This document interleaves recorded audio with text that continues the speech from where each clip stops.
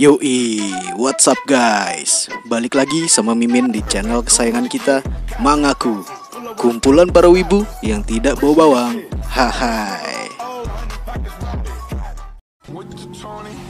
Kali ini Mimin bakal lanjutin alur cerita dari manhwa yang berjudul Solo Leveling. Buat yang belum nonton part sebelumnya, bisa nonton dulu part sebelumnya ya guys, biar makin asik nontonnya. Yoi, langsung aja kita masuk ke alur ceritanya. Terlihat, kini ada perwakilan Jepang, yaitu Presiden Asosiasi Hunter Jepang, bernama Matsumoto, yang sedang berbicara dengan Gogunhe. Matsumoto memberikan surat kepemilikan energi stone dari Pulau Jeju untuk diberikan pada Korea. Tapi, sebagai gantinya, Jepang ingin menyewa Hunter Sungjinu. Gogunhe mengatakan kalau sangat disayangkan bahwa Hunter Sungjinu bukan anggota Asosiasi Hunter Korea. Matsumoto mengatakan kalau dia sudah tahu soal itu. Tapi untuk menemui Jinwoo, setidaknya harus melalui Asosiasi Hunter terlebih dahulu. Gogunhe pun mengajak Matsumoto untuk berbicara berdua tanpa adanya seorang translator. Matsumoto heran. Apakah Gogunhe bisa berbahasa Jepang?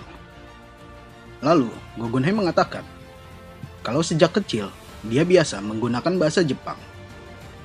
Ketika translator mereka keluar ruangan, Gogunhe langsung berkata kalau Matsumoto berniat melakukan tipu muslihat. Sebaiknya berhenti sekarang juga. Matsumoto bingung dengan yang dimaksud dengan Gogunhe tadi. Lalu, Gogunhe menjelaskan kembali kalau ada rumor bahwa Matsumoto ingin mengambil alih Draw Sword Guild. Matsumoto langsung mengelak ucapan Gogunhe. Tapi, Gogunhe melanjutkan kembali omongannya. Kalau Draw Sword Guild sudah menolak dana bantuan dari Asosiasi Hunter Jepang. Karena Draw Sword Guild didanai oleh pemerintah. Jadi, Gogunhe menyimpulkannya seperti itu. Dan awalnya, Draw Sword Guild memang domba yang dibesarkan Asosiasi Hunter Jepang. Kalau sebelumnya, memang mudah untuk Asosiasi Hunter Jepang menggerakkan S-Rank seperti Gotoryuji. Tapi, sekarang sudah tidak bisa seperti itu. Karena, jatuhnya Draw Sword Guild membuat guild lain sibuk menutupi kekuatan yang telah hilang itu. Dan akar asosiasi jadi terbuka. Dan kalau sampai tidak bisa menahan gate kali ini, maka tanggung jawabnya atas itu semua adalah tanggung jawab Matsumoto sebagai Presiden Asosiasi Hunter Jepang. Walau perbuatan Gotoryuji adalah hal jahat, tapi tetap saja dia adalah Hunter rank S yang sangat berarti bagi Jepang. Dan itu juga adalah tanggung jawab Matsumoto, serta sebuah black box dari alat pembicaraan Matsumoto dengan Gotoryuji. Apakah Matsumoto pikir Gogunhe tidak mengetahui soal itu? Gogunhe melanjutkan, kalau sampai publik mendengar itu, bisa dipastikan mereka akan murka pada Matsumoto. Dan terlihat, di sini Gogunhe sudah sangat marah melihat Matsumoto yang masih pura-pura tidak tahu. Gogunhe berkata, kalau dirinya tidak sekejam Matsumoto untuk membuat negara lain hancur, hanya karena negaranya sendiri. Dan sebaiknya Matsumoto berterima kasih pada Sungjinu. Lalu panel berpindah pada MC ganteng kita bertarung melawan pasukan patung di sana. Terlihat di sini Jinwoo masih sanggup menghadapi para pasukan patung itu. Namun staminanya akan terus terkuras cepat karena pasukan patung itu tak kunjung habis. Walau Jinwoo sudah membantai banyak pasukan patung di sana. Tiba-tiba, sang patung terbesar ingin menyerang Jinwoo. Beruntungnya, Jinwoo sempat menyadarinya dan langsung menggunakan skill Dominator Touch-nya untuk menjadikan pasukan patung itu sebagai tamengnya. Kemudian, skill Dominator Touch berhasil berevolusi menjadi Monarch Authority. Tapi, patung besar itu tidak berhenti di sana dan terus menghujani Jinwoo dengan sihir apinya. karena Jinwoo harus menyimpan staminanya agar tidak cepat habis. Maka Jinwoo berniat untuk menyerang patung besar itu terlebih dahulu. Tapi patung itu langsung menginjak Jinwoo. Beruntungnya, Jinwoo masih bisa melawannya dan langsung melesat maju ke hadapan patung besar itu. Jinwoo pun berhasil menyerang patung itu. Dan kini, Jinwoo sudah berada tepat di depan wajah patung besar itu. Dan langsung menyerang patung itu. Namun, serangan Jinwoo hanya menggoreskan sedikit pada patung besar itu. Karena serangan menggunakan senjata tidak efisien melawan patung itu, Jinwoo berpikir untuk menghancurkannya dengan tangan kosong. Lalu, Jinwoo langsung menghajar patung besar itu dengan pukulannya. Sampai akhirnya, patung besar itu berhasil dijatuhkan oleh Jinwoo. Tapi, pertarungan belum berakhir. Setelah selesai menumbangkan yang paling besar, kini Jinwoo harus menghadapi para kesatria patung di sana. Tapi dengan skill Monarch Authority, Jinwoo dapat dengan mudah menumbangkan mereka semua. Lalu Jinwoo langsung menghampiri bos dungeon itu dan mengatakan untuk segera menepati janjinya. Tapi bos tersebut mengatakan kalau ujiannya belum berakhir, bahwa ujian akhirnya adalah melawan bos dungeon itu. Dan ternyata, apabila Jinwoo tidak berhasil mengalahkan bos dungeon dalam waktu 10 menit, maka jantung Jinwoo akan terhenti dengan sendirinya. Kemudian, Jinwoo menanyakan, siapakah monster itu sebenarnya? Lalu, sang bos patung itu menjawab kalau dia adalah sang arsitek sistem. Lalu panel berpindah di sisi luar dungeon. Terlihat kini Jinchul sudah tiba di lokasi gate tersebut. Dan sepertinya Jinchul ingin menyelamatkan Jinwoo. Ketika Jinchul ingin memasuki gate tersebut, Jinchul langsung merasakan tekanan yang sangat kuat yang dia rasakan. Kemudian Jinchul langsung meminta bantuan pada Guild Hunters, yaitu Jong-in dan Chae Hae-in, untuk menyelamatkan Hunter Sung Jinwoo. Lalu kita kembali di sisi dalam dungeon.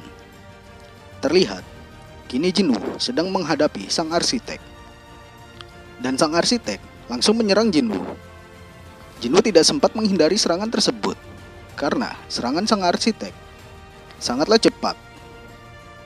Di saat Jinwoo terpental ke tembok, sang arsitek kembali melesatkan serangan pada Jinwoo. Beruntungnya, Jinwoo masih dapat menghindari serangan tersebut. Dan lagi-lagi, sang arsitek terus menyerang Jinwoo. Tapi, kali ini Jinwoo dapat menahan serangannya dengan tangannya.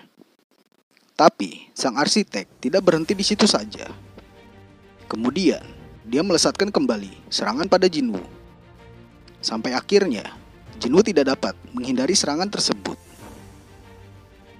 Tapi, Jinwoo juga tidak diam dan menghindar saja. Jinwoo juga akhirnya melesatkan pukulannya pada sang arsitek, sampai membuat arsitek itu terpental jauh. Tapi serangan itu malah membuat sang arsitek semakin semangat untuk mengalahkan Jinwoo. Di saat genting seperti itu, Jinwoo sempat menanyakan pada arsitek mengapa dia memilih Jinwoo dan alasan dia merancang sistem untuknya, dan tentang kejadian yang mengguncang dunia saat ini. Lalu, sang arsitek tidak menjawabnya, malah langsung menyerang Jinwoo. Jinwoo langsung mengaktifkan Monarch Authority. Tapi, sayangnya sang arsitek juga bisa menggunakan skill tersebut, sampai membuat ledakan yang dahsyat di sana. Untuk mendapatkan jawaban dari pertanyaan Jinwoo tadi, Jinwoo harus bisa mengalahkan sang arsitek terlebih dahulu. Lalu, Jinwoo menanyakan kembali, bagaimana dia bisa merancang sistem seperti itu, dan mengapa dia memberikan Jinwoo kekuatan itu. Sang arsitek menjawab kalau dia tidak memilih Jinwoo karena dia hanya menjalankan dan merancang sistem untuk digunakan sebagai player. Kini, sisa waktu semakin menipis. Sang arsitek pun berniat melawan Jinwoo dengan serius. Lagi-lagi, Jinwoo masih dapat menghindari serangan tersebut.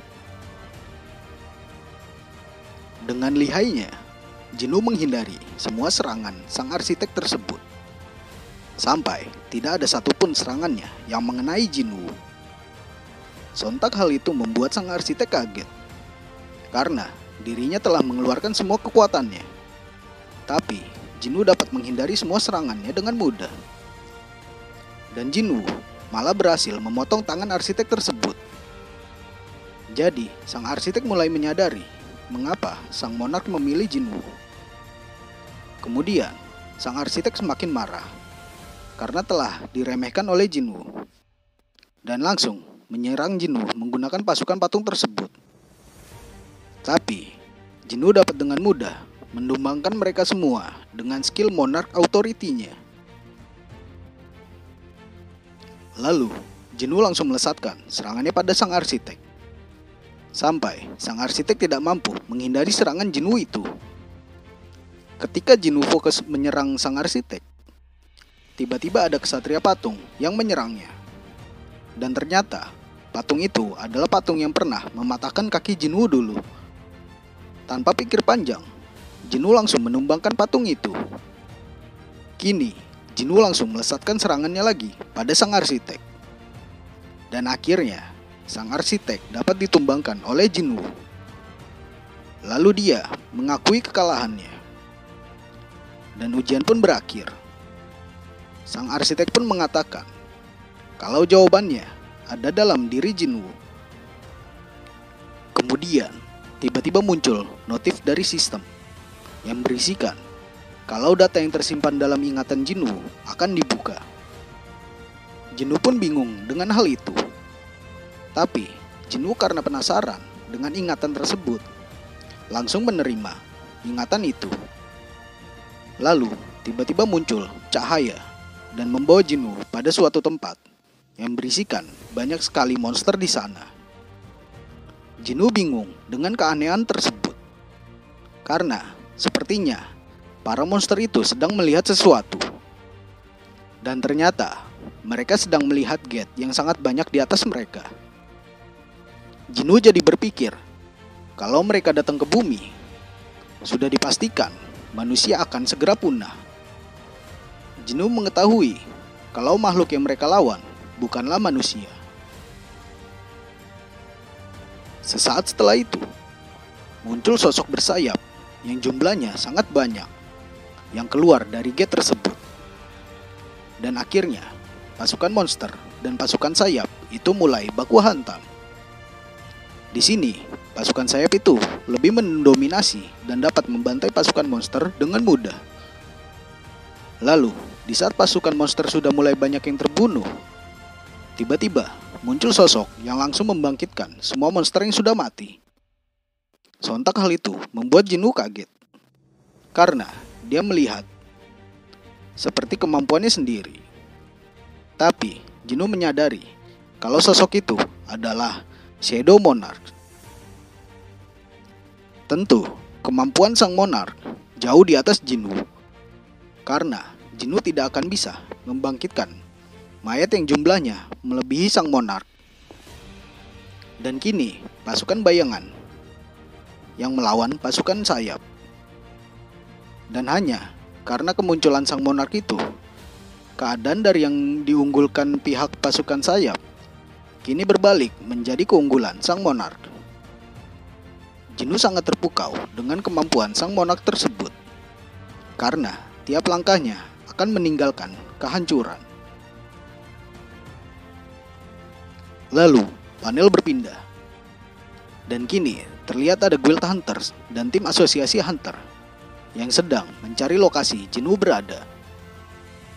Mereka pun kini sudah berada tepat di depan pintu masuk besar itu. Akhirnya, mereka memasuki pintu tersebut. Ketika mereka melihat isi dari dungeon ganda itu, mereka seketika kaget melihatnya. Karena benar-benar ada patung-patung besar di sana. Sama seperti hal yang diceritakan Jinwoo waktu itu. Kemudian, tiba-tiba sang arsitek kaget karena adanya orang lain yang memasuki wilayahnya. para hunter pun kaget melihat sang arsitek berbicara pada mereka. Lalu, sang arsitek memerintahkan mereka untuk diam dan jangan mengganggu tidur sang raja. Ternyata, raja yang dia maksud adalah Sung Jinwoo yang sedang tertidur dalam dirinya. Kemudian, ada seseorang yang mengkhawatirkan Jinwoo. Tapi, di saat dia berteriak, tiba-tiba ada serangan datang ke arahnya dan tak dapat dia hindari serangan tersebut. Beruntungnya, masih ada yang bisa menghindari serangan sang arsitek barusan. Sang arsitek pun mengatakan kalau mereka akan dijadikan persembahan untuk sang raja. Kemudian, kita kembali pada MC ganteng kita. Terlihat di sini Jinwoo masih memerhatikan keadaannya. Dan Jinwoo melihat kalau semua klan iblis berkumpul menjadi satu untuk menghadapi sang monarch. Kita kembali di sisi dungeon. Terlihat seorang hunter sedang terluka parah karena terkena serangan sang arsitek barusan. Kemudian, Choi Jong-in langsung memimpin pasukan hunter itu dan memerintahkan untuk segera mengumpulkan semua kekuatan mereka dan pisahkan hunter yang terluka untuk segera disembuhkan. Diperlihatkan bahwa sang arsitek kini sudah membangkitkan para pasukan kesatrianya untuk menghadapi para hunter. Sang arsitek mengatakan kalau dia akan memberikan mereka kesempatan untuk menyaksikan kebangkitan sang raja. Tapi mereka harus melawan pasukan patung miliknya. Dan itu pun kalau mereka masih hidup. Lalu patung besar itu langsung menyerang para hunter dengan sihir apinya. Beruntungnya, Jong-in sempat memerintahkan para hunter untuk segera menghindar. Dan akhirnya, Jong-in melakukan serangan balik pada patung di sana. Jinchul pun tidak diam saja. Jinchul juga ikut menyerang patung-patung di sana.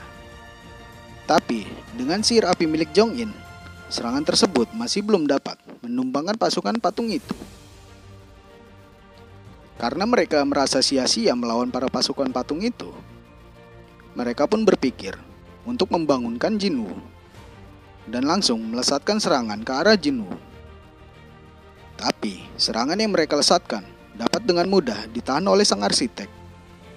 Dan sang arsitek langsung marah karena mereka mencoba mengganggu tidur sang raja. Dan sang arsitek langsung menyerang Jong-in. Beruntungnya masih ada pasukan lain yang dapat menahan serangan sang arsitek sampai Jong-in dapat menghindari serangan tersebut. Di saat Jinchul dan yang lainnya sibuk mengalihkan perhatian sang arsitek, Jinchul pun meminta Cha Hae-in untuk segera membangunkan Jinwoo. Dan ketika Cha Hae-in hampir sampai ke Jinwoo, tiba-tiba panel berpindah lagi dalam diri Jinwoo. Dan kini pasukan bayangan sedang baku hantam dengan pasukan iblis. Tapi kali ini terlihat kalau pasukan iblis lebih unggul dalam pertarungan tersebut. Tapi berbeda dengan sang raja, di mana sang raja iblis kini sudah terpojok oleh sang monarch. Kemudian sang monarch langsung mengangkat kepala raja iblis itu. Sepertinya raja iblis itu adalah raja iblis Baran. Dan langsung monarch menyerang raja iblis itu sampai topeng raja iblis itu lepas. Dan benar saja, ternyata sosok itu adalah raja iblis Baran. Tiba-tiba Jinwoo kini berada di tubuh sang monarch. Ketika Jinwoo melihat ke atas, ternyata masih banyak pasukan sayap yang masih hidup, dibarengi dengan notif sistem yang berisikan kalau data telah selesai dibuka. Kita kembali pada sisi dungeon. Terlihat kini sang arsitek sedang berhadapan dengan Cha Hae-in. Diperlihatkan bahwa Cha Hae-in kini sudah tidak berdaya melawan sang arsitek itu. Walau Cha Hae-in sudah mengeluarkan semua kemampuannya, tapi tetap saja tidak bisa melawan sang arsitek. Dan semua hunter juga sedang menyerang sang arsitek. Tapi semua serangan itu hanyalah sia-sia. Lalu Jong-in berpikir cara satu-satunya hanyalah membangunkan Jinwoo. Lalu, Cha-Hain langsung berlari menuju Jinwoo. Sang arsitek pun tidak membiarkan hal itu terjadi dan langsung menyerang Cha-Hain. Beruntungnya, Cha-Hain dapat menghindari serangan tersebut. Lalu, sang arsitek menyadari kalau ada sosok bayangan di sisi Cha-Hain. Sang arsitek pun menanyakan apa hubungan dirinya dengan Sung Jinwoo. Cha-Hain mengatakan kalau dia adalah seorang teman dan mereka semua adalah teman Jinwoo yang ingin menyelamatkan Jinwoo. Lalu, sang arsitek mengatakan kalau dia akan memberikan kesempatan pada mereka untuk menyaksikan kebangkitan sang monark yang mulia. Tapi, manusia lain selain Cha-Hain akan mati di sini. Sesaat setelah itu, tiba-tiba Jinwoo muncul dan mengatakan, "Siapa kau berani berkata seperti itu?" Sambil langsung menyerang sang arsitek. Jinwoo menanyakan apa yang telah arsitek lakukan pada tubuh Jinwoo. Sontak hal itu membuat para hunter senang melihat Jinwoo yang sudah tersadar kembali. Kemudian, sang arsitek menyadari kalau sang monark tidak bisa mengambil alih tubuh Jinwoo. Dan akhirnya, sang arsitek menanyakan bagaimana cara Jinwoo mempertahankan jiwanya. Sedangkan di dalam dirinya sudah ada Black Heart di dalamnya. Jinwoo menyadari kalau Black Heart yang arsitek maksud adalah kekuatan magic yang Jinwoo miliki. Lalu, sang arsitek mengatakan, "Apakah kau sudah mengkhianati kami, Shadow Lord? Kau pikir monark lain akan membiarkanmu?" Lalu, Jinwoo langsung mengeluarkan dagger-daggernya untuk mengancam sang arsitek untuk menjawab semua pertanyaannya. Lalu, sang arsitek langsung menggerakkan para pasukan patungnya di sana. Dan dia mengatakan, kalau Jinwoo membunuh dirinya, tidak akan ada yang bisa menghentikan para patung di sana. Apakah Jinwoo tetap ingin membunuh dirinya? Kemudian, Jinwoo menanyakan kembali, kalau Jinwoo membunuh arsitek terlebih dahulu, baru menumbangkan para pasukan patung, memangnya kenapa? Sang arsitek pun mengatakan, kalau Jinwoo membunuh dirinya, maka perancang sistem akan hancur. Jinwoo pun mengatakan, apa Jinwoo akan kembali ke ranking E setelah membunuh sang perancang sistem? Jinwoo sudah memikirkan hal itu terlebih dahulu. Karena Jinwoo mengetahui kalau hanya orang yang merancang sistem menghilang, bukan berarti sistemnya juga ikut hancur. Kemudian, sang arsitek mencoba untuk menghancurkan sistem dalam diri Jinwoo. Tapi, ternyata tidak dapat mengakses sistem dalam diri Jinwoo. Dan Jinwoo sudah merencanakan hal itu dan menelan sistem tersebut. Kemudian, Jinwoo langsung membantai sang arsitek. Dan akhirnya, sang arsitek telah berhasil dikalahkan.